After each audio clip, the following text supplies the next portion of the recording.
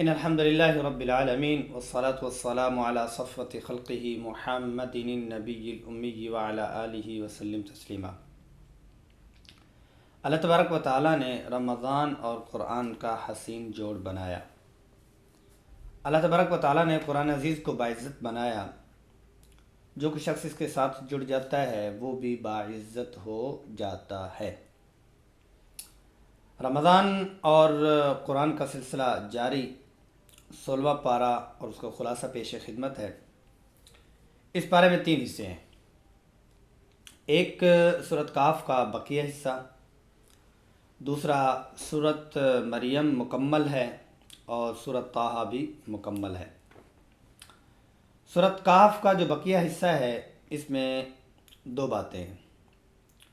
حضرت موسیٰ علیہ السلام اور خضر علیہ السلام کا قصہ، جو کہ 15ویں پارے کے آخر میں شروع ہو کر 16ویں پارے کے شروع میں ختم ہو رہا ہے، اور دوسرا ذوالقرنین کا قصہ۔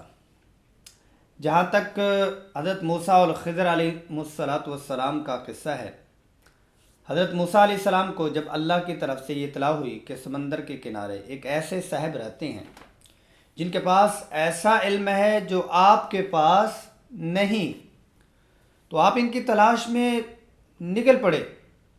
چلتے چلتے آپ سمندر کے کنارے میں پہنچ گئے۔ یہاں آپ کی ملاقات حضرت خضر علیہ السلام سے ہوئی، اور انہوں نے اس شرط کے ساتھ اجازت دی کہ آپ کوئی سوال نہیں کریں گے۔ پھر 3 عجیب واقعات پیش آئے۔ پہلے واقعے میں حضرت خضر علیہ السلام نے اس کشتی کے تختے کو توڑ ڈالا جس کے مالکان نے انہیں کرائے کے بغیر ہی بٹھا لیا تھا۔ دوسرے واقعے میں ایک معصوم بچے کو قتل کر دیا۔ تیسرے واقعے میں ایک ایسے گاؤں میں گرتی ہوئی بوسیدہ دیوار کی تعمیر شروع کر دی جسے گاؤں والوں نے انہیں کھانا تک کھلانے سے انکار کر دیا تھا۔ موسیٰ علیہ السلام تینوں مواقع پر خاموش نہ رہ سکے، پوچھ بیٹھے کہ آپ نے ایسا کیوں کیا؟ تیسرے سوال کے بعد حضرت خضر علیہ السلام نے جدائی کا اعلان کر دیا کہ اب آپ میرے ساتھ نہیں چل سکتے۔ اب تینوں واقعات کی اصل حقیقت انہوں نے آپ کے سامنے بیان کر دی۔ فرمایا، کشتی کا جو تختہ اس لیے توڑا تھا کیونکہ آگے ایک ظالم بادشاہ کے کرندے کھڑے تھے اور وہ ہر سالم اور نئی کشتی زبردستی چھین رہے تھے۔ جبکہ میں نے اسے عیبدار کر دیا تو یہ ظالم کے قبضے میں جانے سے بچ گئی۔ یوں ان غریبوں کا ذریعہ معاش محفوظ رہا۔ بچے کو اس لیے قتل کیا کیونکہ یہ بڑا ہو کر والدین کے لیے بہت بڑا فتنہ بن سکتا تھا، جس کی وجہ سے ممکن تھا وہ انہیں کفر کی نجاست میں مبتلا کر دیتا۔ اس لیے اللہ نے اسے مارنے کا اور اس کے بدلے انہیں باکردار، محبت اور اطاعت والی اولاد دینے کا فیصلہ فرمایا۔ گرتی ہوئی دیوار اس لیے تعمیر کی تھی کیونکہ وہ 2 یتیم بچوں کی ملکیت تھی۔ ان کے والد اللہ کے نیک بندے تھے۔ دیوار کے نیچے خزانہ پوشیدہ تھا۔ اگر وہ دیوار گر جاتی تو لوگ خزانہ لوٹ لیتے۔ نیک باپ کے یہ 2 یتیم بچے اسے لینے سے محروم ہو جاتے۔ ہم نے اس دیوار کو تعمیر کر دیا تاکہ جمع ہونے کے بعد وہ اس خزانے کو نکال کر اپنے کام میں لا سکیں۔ اور دوسرا قصہ ذوالقرنین کا قصہ ہے۔ یہ بڑا زبردست وسائل والا بادشاہ تھا۔ اس کا گزر ایک قوم پر ہوا جو ایک دوسری وحشی قوم کے ظلم کا نشانہ بنی ہوئی تھی، جسے قرآن نے یاجوج اور ماجوج کا نام دیا۔ ذوالقرنین نے یاجوج اور ماجوج پر دیوار بنا دی۔ اب وہ قرب قیامت میں ہی ظاہر ہوں گے۔ دوسرا حصہ جو سورہ مریم میں تقریباً 11 انبیاء علیہ السلام کا تذکرہ ہے۔ 3 انبیاء کا ذکر تھوڑا سا تفصیلی ہے۔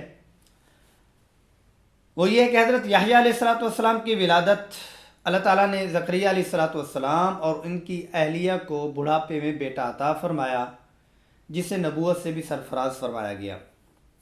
دوسرا، حضرت عیسیٰ علیہ السلام کی ولادت، اللہ تعالیٰ نے حضرت عیسیٰ علیہ السلام کو بغیر باپ کے پیدا فرمایا۔ انہیں بچپن میں گویائی عطا فرما دی۔ حضرت ابراہیم علیہ السلام کی اپنے والد کو دعوت، شرک نہ کریں، اللہ نے مجھے علم دیا ہے، میری بات مان لیں، شیطان کی بات نہ مانیں، وہ اللہ کا نافرمان ہے۔ باقی 8 انبیاء علیہم السلام کا تو بہت مختصر ذکر ہے یا صرف نام ہی آیا ہے۔ حضرت موسیٰ علیہ السلام، ہارون علیہ السلام اور اسماعیل علیہ السلام، اسحاق علیہ السلام، یعقوب علیہ السلام، ادریس علیہ السلام، آدم علیہ السلام اور نوح علیہ السلام۔ اس کے بعد سورۃ طٰہٰ، اس میں 3 باتیں ہیں۔ آپ صلی اللہ علیہ وسلم کو تسلی دی گئی، موسیٰ علیہ السلام کا قصہ ذکر کیا گیا، حضرت آدم علیہ السلام کا بھی قصہ بیان ہوا۔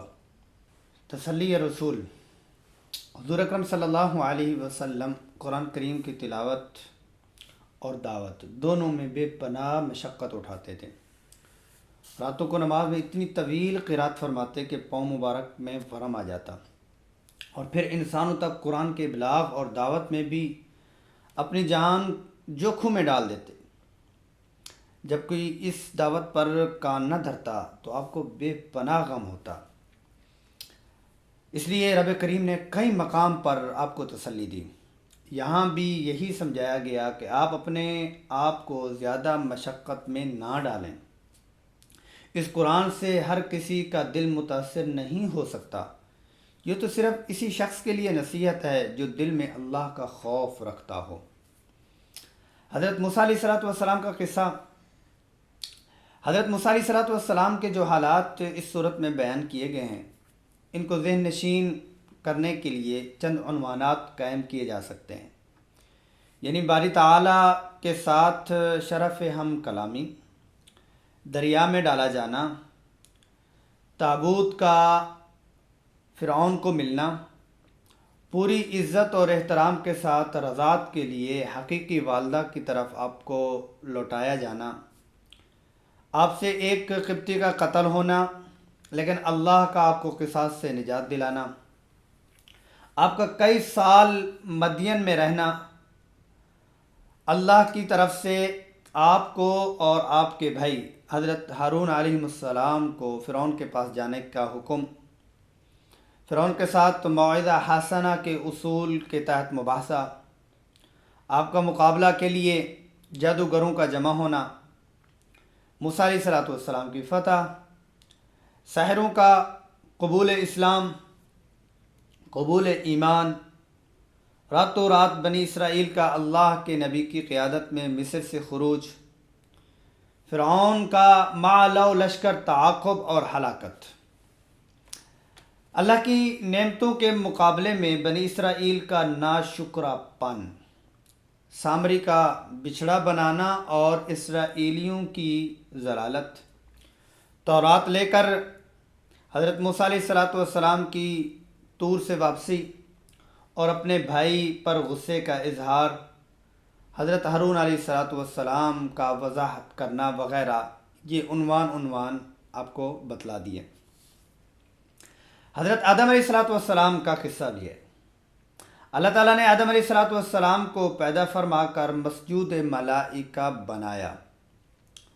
سب فرشتوں نے سجدہ کیا مگر شیطان نے سجدہ کرنے سے انکار کر دیا۔